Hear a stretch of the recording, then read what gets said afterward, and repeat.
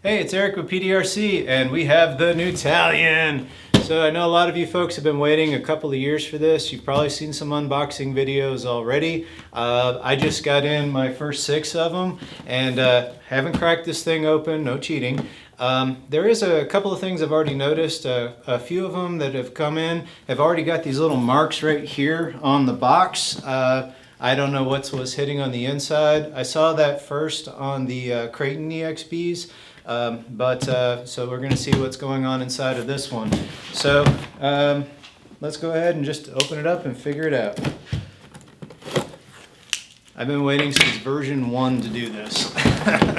So, alright, so what we got going on here?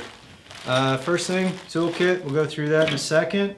Let's take a look. New remote.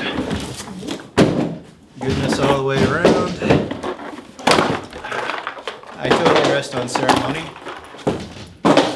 Oh, yeah, it looks as good as it does in a lot of the pictures. So it looks like they've kept up with some of the aspects that you're used to in the old body, like the holes over here in the side. Oh, that is, pictures do this no justice. Looks like they've kept the stance on it as well. Let's see here. So it comes with the, definitely comes with the DX3 remotes. We can go over features on this later. I'm also going to start creating a video line showing the different ways of programming, doing your settings, endpoints, etc. But for right now, we definitely digging on the new remote. As some of you may have remembered, the old one came with the Tactic, and then later on they came out with the, I think it was the DX2. So let's look under the hood. So, oh yeah, so it's already ready to rock and roll. So a lot of folks may have wondered, you know, what the difference is. Well, the reason why it costs a little bit more is because this one's ready to go. Already has a Furman 150. It's got the 652 servo in it. So we know it's DMSR for the Spectrum, so it probably has a 315 in there. Comes with a 2050 kV motor. Already got the heat sink on it, but notice there's no fan. I need to go through the specs on this and see if it's got LSD inside or limited slip differential, not the drug. So we'll go through that as well. At some point I'm probably going to be disassembling this just to show what she looks like on the inside. But for right now, we've got ourselves a drop-dead gorgeous Talion.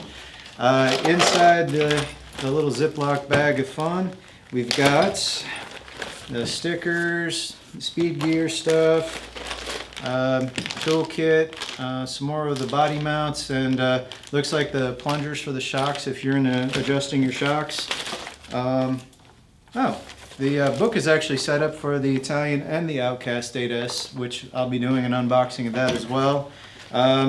Looks like they've got, they're doing an actual technical pack in this. If you had the original Talion, they used to come in on the manual, would actually show you how you could do some of the upgrades. It kind of looks like they went back to their roots on this one. They have the LSD breakdown in here. If you haven't done anything with limited slip differential in an EXB, the building of it is a little bit different, and that bevel is super important. One of those videos I plan on covering as well.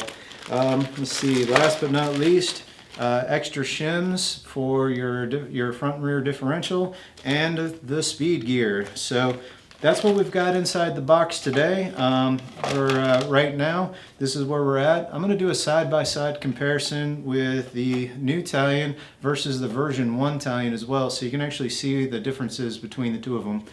For now, thanks for watching, and we'll see you soon.